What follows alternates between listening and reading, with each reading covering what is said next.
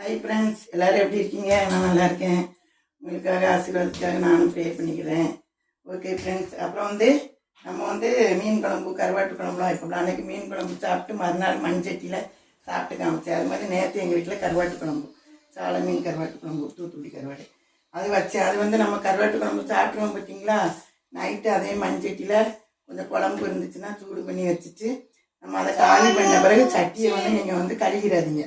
அதில் கொஞ்சம் இப்படி சாதம் இப்படி எடுத்து போட்டுக்கிட்டு அதை நல்ல சட்டியை நல்லா இப்படி விறகி அந்த மண் வாசம், அந்த சட்டி அவ்வளோ எத்தனை நேரம் நம்ம குழம்பு வச்சாலும் அந்த சட்டியில் மண் வாசம் வரும் பார்த்துக்கோங்க.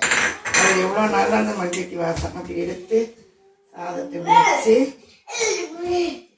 இப்படி வச்சு நல்ல பிள்ளைங்களுக்கு அப்புறம் நீங்களாம் இதை நல்லா உருண்டை பிடிச்சி உருளைக்கிழங்கு போட்டது, சீனி கிழங்கு போட்டது எல்லாம் இருக்குது.